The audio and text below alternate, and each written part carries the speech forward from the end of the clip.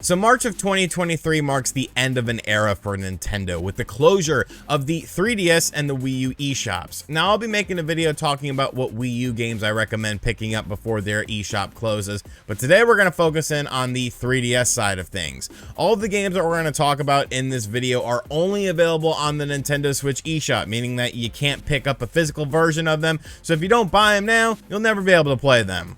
Well, unless you hack your system, which, I mean, you've already done that, so I don't know why you would watch this video. Now, without any further ado, though, let's talk about the 3DS games that you gotta buy before the eShop closes down. The first game we're going to talk about is a game that was published by Level 5 and actually developed by Grasshopper and Suda51, so you know it's going to be kind of off the walls. And that is a game called Liberation Maiden. Now, Liberation Maiden is one of the more interesting shoot-'em-up games on the Nintendo 3DS, because of just how the story kind of plays out. You play as a character whose father is assassinated and you're a high school girl, and since your father was just happened to be the president of Japan, now you're the president of Japan, and you hop in this big mech suit and freaking try to fight back against this invasion that's happening.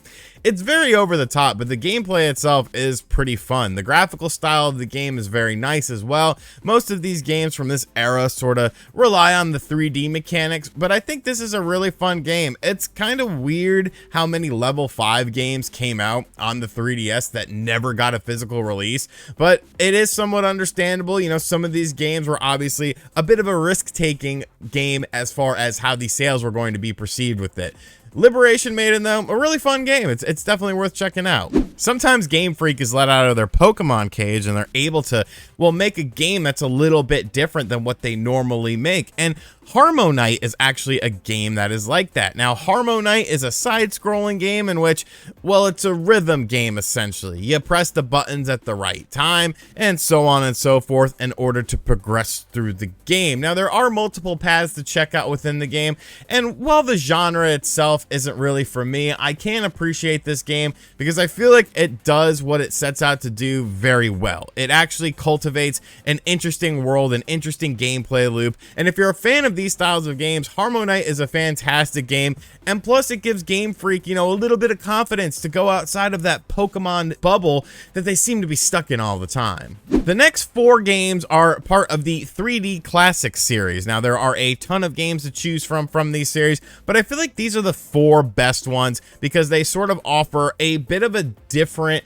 style when it comes to the original games. The first one we're going to talk about is 3D Classics Kirbys Adventure. Now, this game was a game that really pushed the NES to its limits when it originally released, and I love this version of the game not only because of the 3D effects, but because it cleans up a lot of the slowdown issues that this game originally had. Now, the 3D effects I feel like work entirely in this game's favor, and it's arguably the best version of Kirbys Adventure to play, and it's so weird to me how these games that we're going to be talking about are all locked onto the system because this is a Nintendo game. Like, Nintendo themselves couldn't have released this and the next game we're going to talk about, 3D Classics Excitebike, on a cartridge and done some other stuff. Like, it doesn't make sense. Excitebike, once again, another game that really sort of shines with this 3D Classics ability because of the fact that it adds a whole layer of depth into the graphics that you always sort of assumed was there with the original NES game,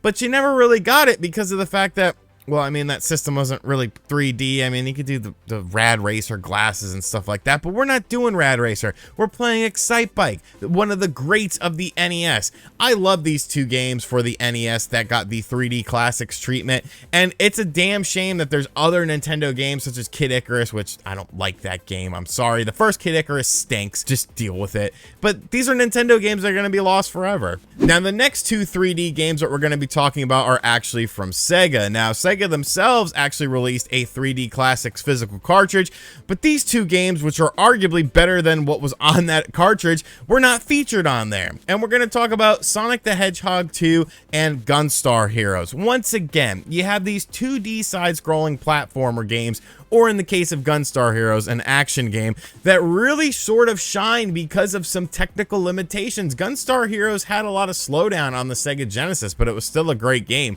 Being able to clean up some of that that and add a layer of polish onto the graphics with this 3D effect was really cool. And of course, Sonic the Hedgehog 2, just a timeless classic. It's one of the best games ever made, in my opinion. It's a game that really made me fall super in love with video games, and I love everything about this game, and I love this version of the game as well.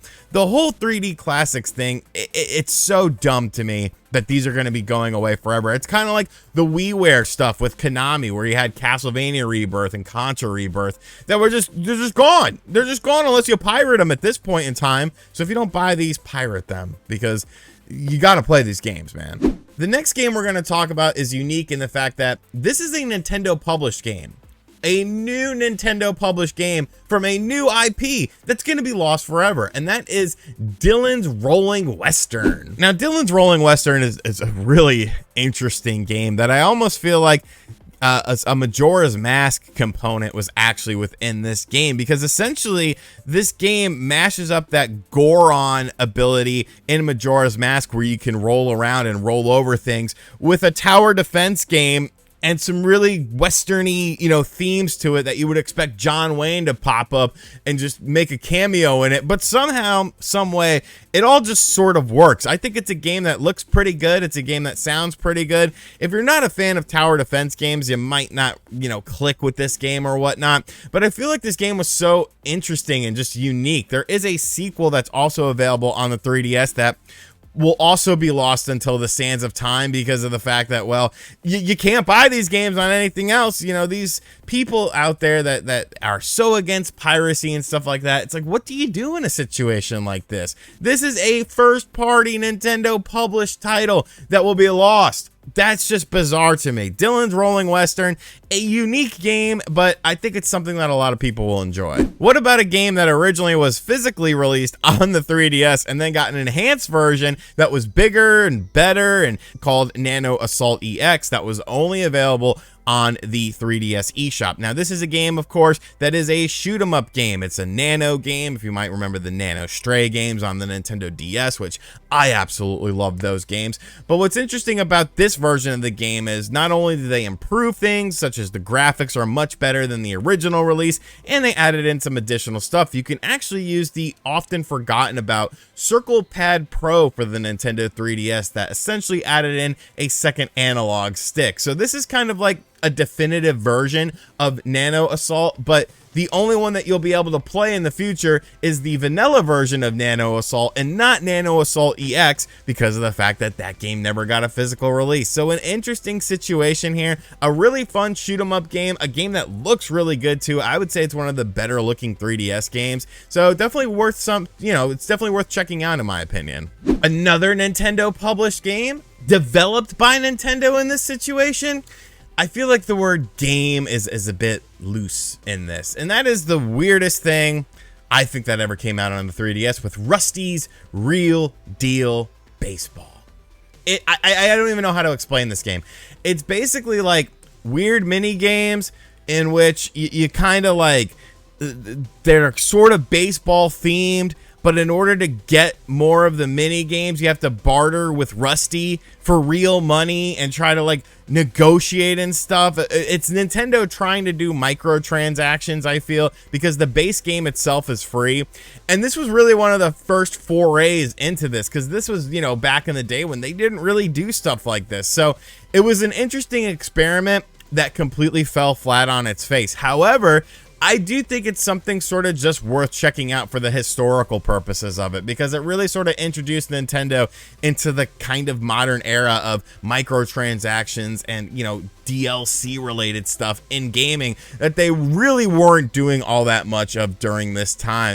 It's a weird game, man. Like, it's weird. I don't know how to explain it really, but I feel like maybe the footage will speak for itself with Rusty's Real Deal Baseball. One of my favorite series on the Nintendo DS was the Phoenix Wright series, and as time went on, unfortunately sales for these games ended up going a bit low. So what did Capcom do? Well, they still created more Phoenix Wright games, but they pretty much just put them digitally on eShops only. Now, there has been some Phoenix Wright re-releases recently, but two games that released on the Nintendo 3DS in the Phoenix Wright series were never released anywhere outside of it. Phoenix Wright Ace Attorney Dual Destinies and Phoenix Wright Ace Attorney Spirit of Justice are the two games in question. They're classic Phoenix Wright games, except they look a little bit better than their DS counterparts because it's on a bit of a stronger system. Some new characters, some new gameplay elements were introduced, but at the end of the day, it's the tried and true formula of Phoenix Wright, which I feel like a lot of people enjoy. Maybe they felt a little bit of a burnout because they were kind of forcing these games out at a pretty rapid rate, as they were very popular in Japan and they weren't quite as popular in North America. But these are two full-on releases. These are two full-on big games that are never going to be available unless they get re-released by Capcom themselves, as they are stuck on the Nintendo 3DS as far as video game systems are concerned. So if you're a Phoenix Wright fan, you probably already have these games. But if you're a more casual Phoenix Wright fan who just wants to play more games in this style, these are two games that are definitely worth checking out. And the final game we're going to talk about is a game that actually originally released on the Nintendo DS, but did get a remastered edition on the 3DS, and that is Dementium Remastered. Now, this game is an absolute masterpiece in my opinion, because when you think of the DS and the 3DS, you don't really think of horror games. Some companies tried and some companies had varying levels of success, but Dementium was a scary game on the DS. Dementium Remastered on the 3DS has those same fears, but has so much better graphics and so much tighter controls as well. And of course, the enhanced sound within the game really adds into it. It is a scary first-person shooter, survival horror style game in which you'll probably die a lot, but it's an interesting thing because you would think that this touchscreen would make for great first-person shooter experiences. And where you saw them on the DS, you saw companies kind of trying. On the 3DS, they didn't try nearly as much, but thankfully, Dementium Remastered is a game that really showcases what the 3DS was capable in terms of first-person adventure games from both a technological standpoint and a control standpoint. It is far superior to the original version of the game, and once again, this is a game that only got a digital release, so the only way to play it on the 3DS is to get it via the eShop. Alrighty, so those are a handful of various titles that I think everyone needs to pick up, or at least check out the ones that seem interesting to you on the Nintendo 3DS eShop. Like I said, I'll be making a video on the Wii U as well. They'll probably release very close together, as we are starting to run out of time, man. Like, I know people sort of downplay, you know, the closing of these storefronts and stuff, but you know, a game like Liberation Maiden, like, that's never going to get re-released on anything. It's just going to be a game that's going to be forgotten about. You know, Dementium Remastered, the companies behind that game don't really, you know, work together on things anymore. It's like, I don't know, it's just so weird to me just to have this lost media. That's why things like preservation, that's why things like, you know, at the end of the day, piracy are important, because that's really giving you the ability to play some of these games. Now, obviously, I didn't cover every game. I'm sure there's going to be people, I feel like there's going to be 3D Outrun fans and 3D Kid Icarus fans in the comments section, because I buried that original game, and that's fine. Be sure to let your fellow viewer know what games you recommend on the 3DS as far as eShop exclusives that are worth checking out, or maybe some of the higher priced 3DS physical games that are worth checking out, and let everyone know what you think. And as always, guys, thank you for checking out this video. I hope you guys enjoyed it. Be sure to give me your feedback and share the video around. Subscribe if you're new to the channel. Be on the lookout for the Wii U version of this video. And as always, I'll catch you guys on the next one. Later.